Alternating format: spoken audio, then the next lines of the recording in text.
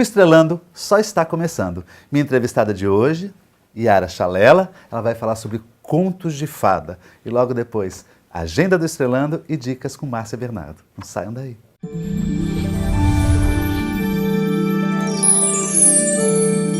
Minha entrevistada é do signo de Aquário, tem a lua em Peixes e o ascendente dela é Touro. Ela é psicóloga, especialização em psicologia analítica, mestrado em educação, professora, orientadora, supervisora e tem um consultório particular que atua como terapeuta. Ela é Yara Chalela, já esteve no programa uma outra vez falando sobre sincronicidade. E hoje eu pedi para que Yara viesse ao programa falar sobre contos de fada. Yara, muitíssimo obrigado mais uma vez. Eu que agradeço a oportunidade. Presente aqui no programa. Adorei a sua última entrevista. Muitas pessoas visualizaram, assistiram e comentaram. E hoje o tema que eu gostaria de saber era mais sobre os contos de fada. Você é da linha da psicologia analítica, não é? Junguiana. Isso. Né? Qual é o significado dos contos de fada? Bom, os contos de fada, eles tiveram muitos significados. Originalmente, é importante dizer que eles eram destinados a adultos e a temática tinha muito mais violência.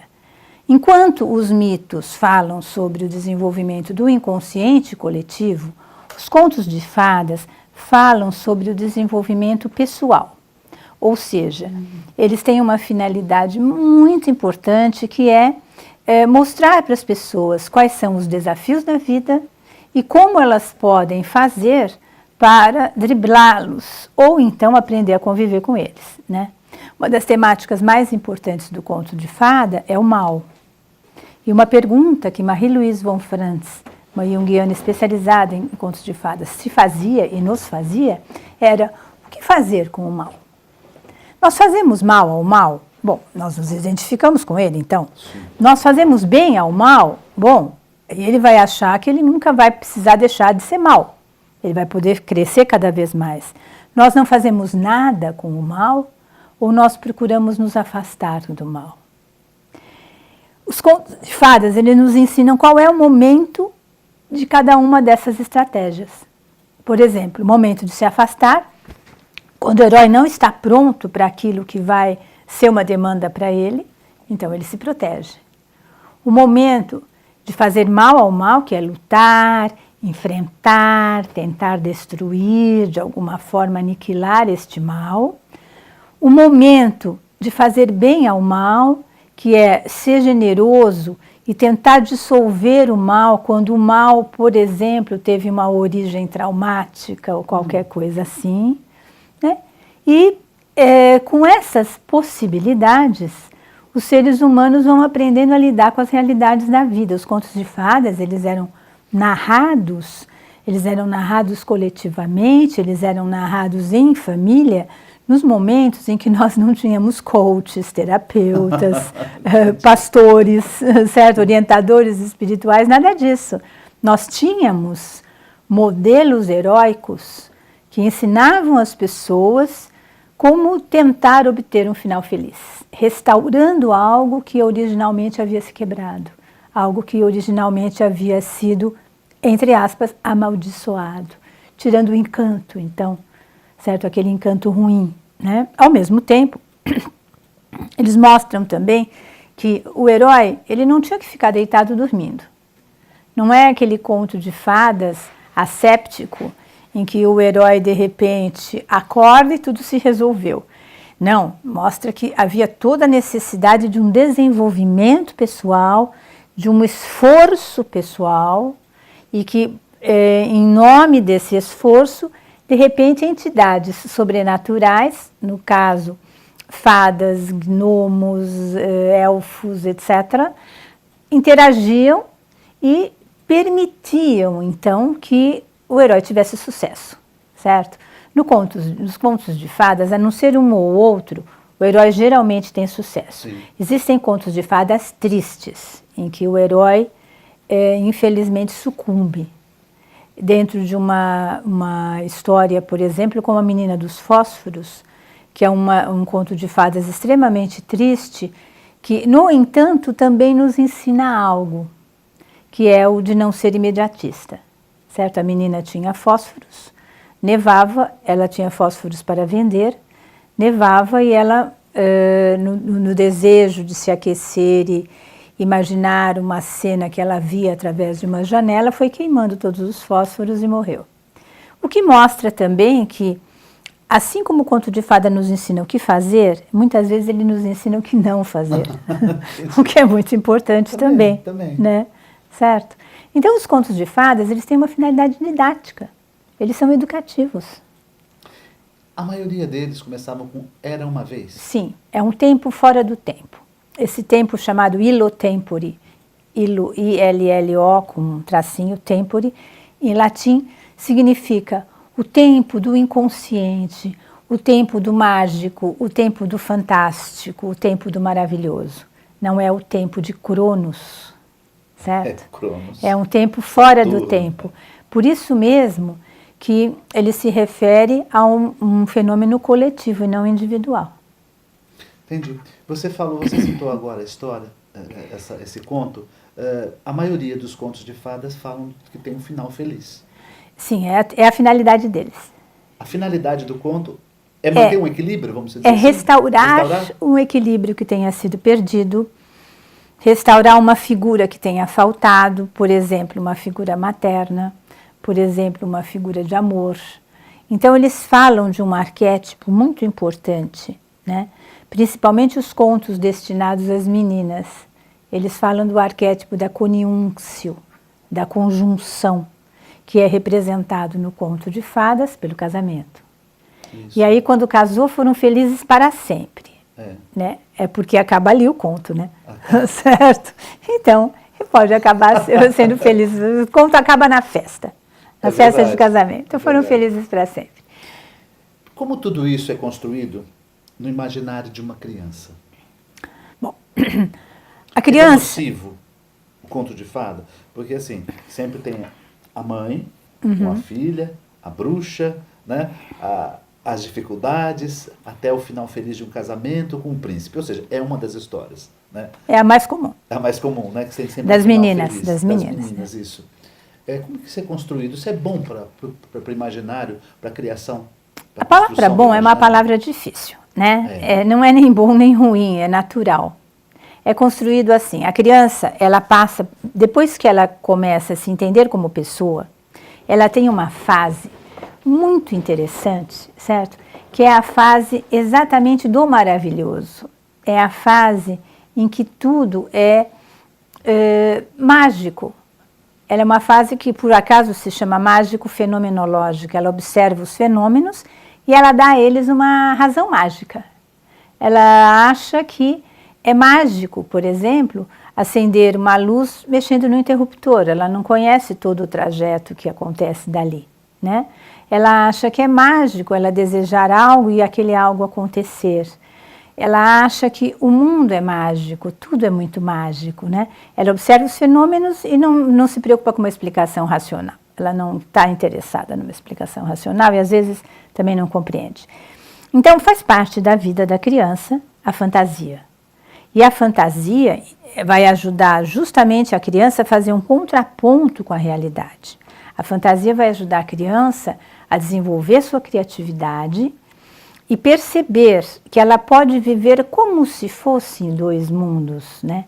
O mundo do cotidiano real e o mundo onde ela brinca, onde ela não tem limites, onde ela pode voar, onde ela pode ser princesa. Isso não é danoso, isto é necessário. Agora, o que pode se tornar danoso é o exagero e a fixação na magia. Entendi. Ou seja, chega uma hora em que a criança precisa saber o porquê das coisas, certo?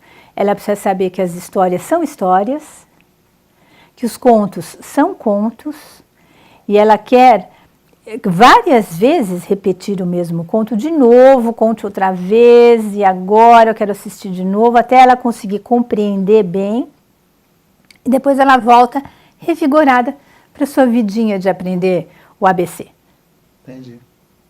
Eu tenho mais perguntas para te fazer, aliás, diversas para o segundo bloco, tá bem? Não saia daí, voltamos já.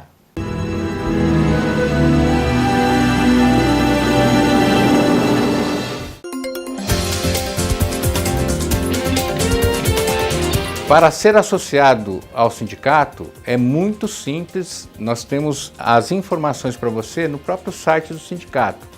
Está lá escrito, associar-se. Você clica na tela e lá vai ter toda a relação de documentos que você precisa apresentar e quais são os benefícios e vantagens do nosso associado. Mas eu posso destacar para você, assim, num primeiro momento, o principal aspecto que nós temos são os benefícios até mesmo de percentual de desconto no clube do condomínio, vantagens efetivas em relação à comunicação e a parte jurídica, que sempre é importante e que causa muito transtorno muitas vezes. Nos procure e venha conosco.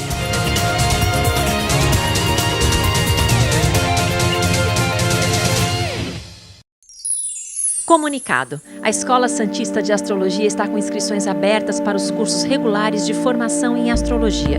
Curso básico com turmas manhã, tarde e noite, interpretação de mapa astrológico, previsões e supervisão de mapas. A escola ainda oferece atendimento de mapas astrológicos e uma grande variedade de livros. Escola Santista de Astrologia, Rua Goitacazes, número 8. Telefone 3284-9714. Santos.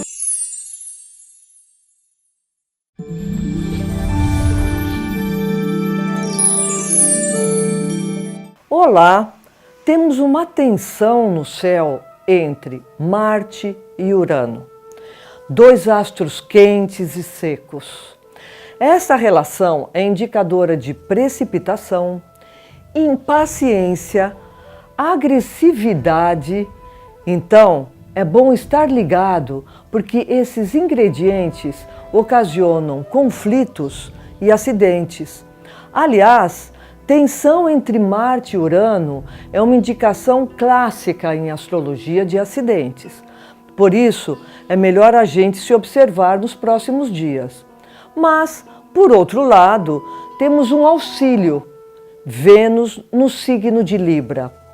Signo que ela rege, está em domicílio, que favorece buscarmos entender o outro lado, mais flexibilidade e suavidade nas relações, controlando até os nossos ímpetos mais agressivos.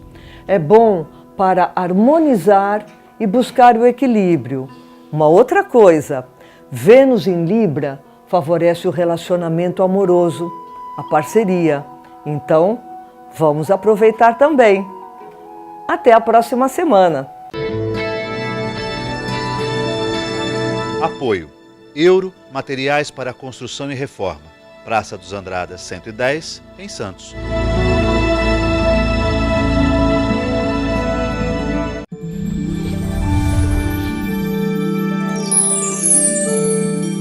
Confira agora a agenda do Estrelando para você. A Escola Santista de Astrologia promove no dia 11 de agosto o curso Radiestesia Prática. No dia 13 de agosto, curso básico de Astrologia para iniciantes. No dia 29 de agosto, excursão para o fenômeno do algodão. Informações 13 3284 9714. O SICOM, Sindicato dos Condomínios Prediais do Litoral Paulista, promove o curso Síndico Profissional, módulos 1 e 2. É aberto a todos os interessados. Informações 13 3326 3083.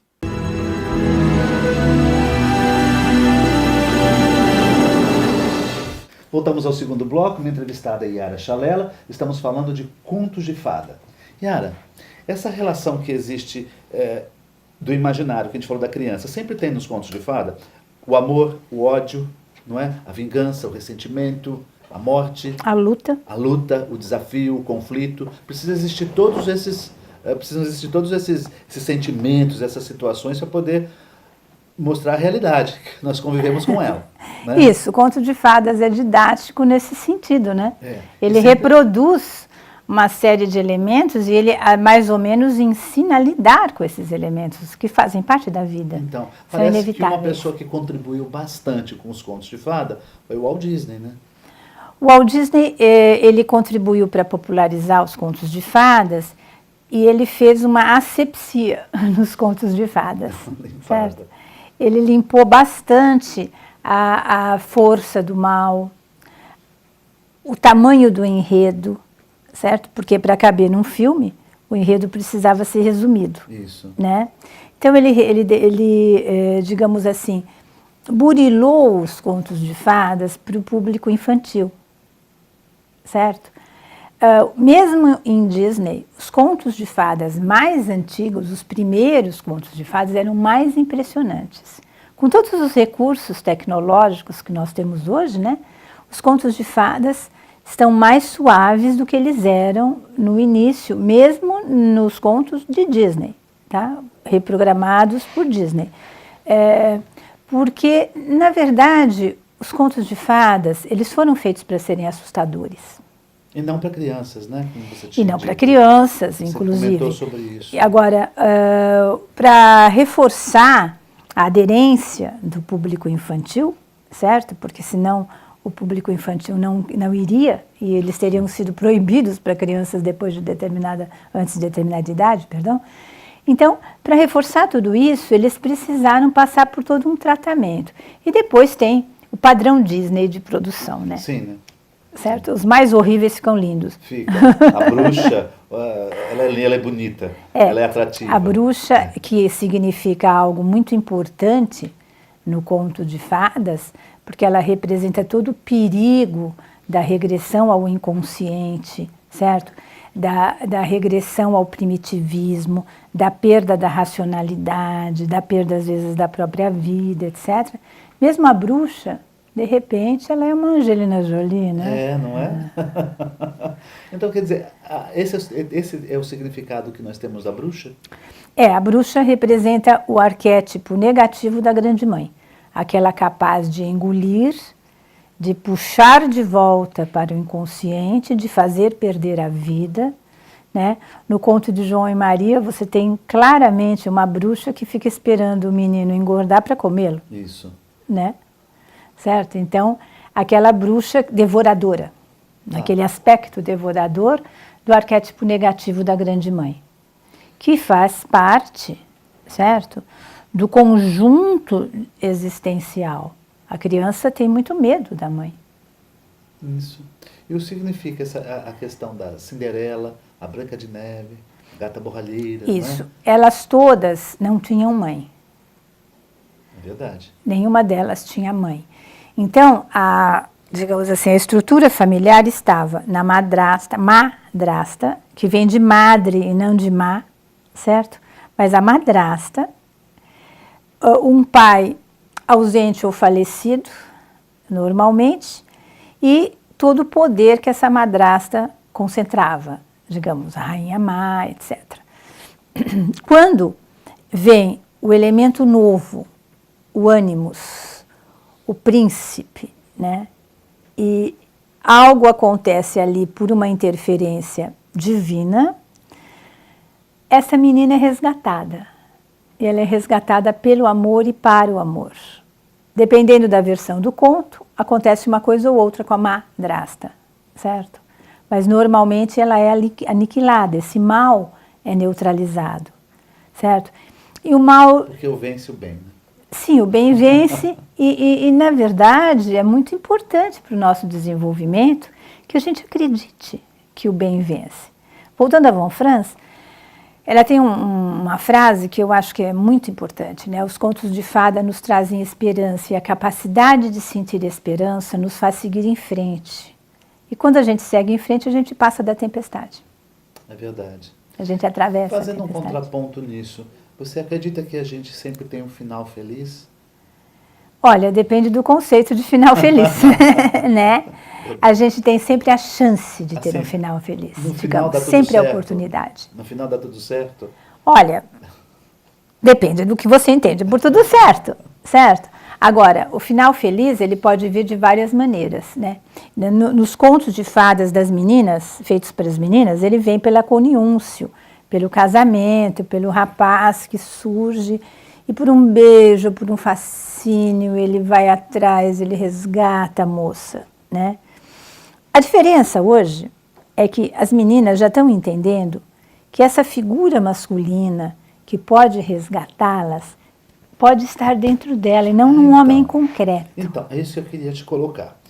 Existe a Branca de Neve, não é? E todas aquelas figuras. Os desenhos de hoje, os contos de fada de hoje, o que diferencia? O que tem de diferença desses tempos? Por exemplo, a Pequena Sereia, né? Sim, famosa. a Aurora, a Ariel. Malévola e tal. Existe diferença desses contos de fada atuais dos antigos? Bom, esses contos de fadas atuais são adaptações de contos de fadas antigos, porque o conto de fadas, ele tem uma característica. Ele é coletivo, ele não tem um autor, na verdade. Os indivíduos que compilaram contos de fadas e escreveram, compilaram do social, certo? Então ele é espontâneo, por isso mesmo que a gente diz que ele vem do inconsciente, porque ele é espontâneo de um grupo. Entendi. As fadas, certo? São figuras femininas benévolas, a não ser a 13ª ali, que aconteceu um mal entendido, na verdade, né? E ela, no fim, a Malévola não era má, né? Verdade. Ela estava má porque ela estava magoada, certo? Verdade. Desculpe o trocadilho. Mas a verdade é que esses contos de fadas atuais, eles não são recriados, eles são modificados. Tem alguns que não são contos de fadas, alguns são criações da Disney mesmo, certo? Importante não confundir, né? Nem todas as princesas são contos de fadas tradicionais. Yasmin, por exemplo, é uma criação da Disney, certo? A Aurora, de certa forma, foi modificada, né? A Ariel, certo? São criações. Então, são adaptações contemporâneas muito bonitas, esteticamente impecáveis, né? De uma plasticidade muito grande, porque elas servem para várias ocasiões. Mas você quer ver um exemplo? Existe uma série de filmes infantis feitos em que a Barbie é a figura que está sendo agora a heroína, né? Uma série de filmes. E a Barbie tem um filme que eu assisti com a minha neta, e a minha neta ficou assim toda alegrinha de assistir, em que a Barbie é mosqueteira, certo? E ela salva um príncipe lá, que estava em perigo. E o príncipe propõe a ela casamento. E ela diz ao príncipe, olha, ainda não, eu ainda tenho muitas aventuras para viver antes. A minha neta vibrou com aquilo, ela vai viver mais aventuras, ela não vai casar. Eu achei muito interessante, o sinal dos tempos, né? Uma Barbie que, de repente, recusa a oferta do príncipe de se casar em troca dela tê-lo salvo, por sinal. Sim. Né? Então existe esse contraponto da atualidade, deles colocarem existe, contos de fada, atualizarem do que se está se vivendo. Existe. É importante a gente transformar um pouquinho isto, porque o conto de fadas ele foi disseminado em séculos em que a única salvação da mulher vinha através do casamento. Através do casamento. Entendeu? Então a mulher se salvava através do casamento.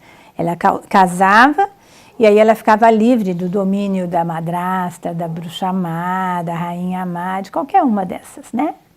Ela salvava e pronto. E havia interferência, então, de um homem concreto nessa salvação. E não era um homem qualquer, era um príncipe. Né? Yara, você trabalha há muitos anos, né, no consultório. Muitos. E é professora também de universidade, com a terapia, com a psicoterapia analítica junguiana, não é isso? Isso. E me diga uma coisa, são frequentes essas procuras no consultório? Esses assuntos aparecerem, como os contos de fada? Aparecem muito em sonhos. Aparecem muito em sonhos. Da criança, do jovem, da mulher, nesse final feliz, nesse príncipe. Não é da criança, do jovem, da mulher, de todos nós. De todos. Todos nós queremos um final feliz. Acontece que a grande tarefa da psicoterapia é que a pessoa tem que construir o seu conceito de final feliz adaptado à sua realidade. É verdade. Certo? É o final feliz possível para aquela vida, certo? E isso implica muito num trabalho que os terapeutas cognitivos da psicologia cognitiva fazem bastante, com muita propriedade, que é transformar um pouco os conceitos, transformar um pouco os pensamentos, controlar pensamentos, de repente, invasivos, controlar pensamentos irreais e entender que o conceito de final feliz está ligado ao conceito de felicidade que está ligado a um conceito teórico de um final, que é sempre temporário, graças a Deus, Certo, porque se ele for definitivo a gente não está mais aqui, verdade. né? E entender que o grande trabalho que nós temos é desenvolver o nosso final feliz e ser feliz com o final que nos foi dado. Que lindo. Meu amor, muito obrigado mais uma vez por estar presente no programa. E você vai Eu que te voltar. agradeço, é uma Muito grande obrigadíssimo. oportunidade. Muito obrigado. E uma ótima semana a todos vocês.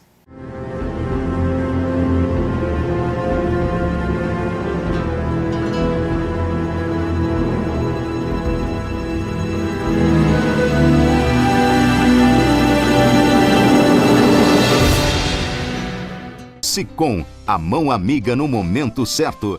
Avenida Conselheiro Neves 472, telefone 33263083.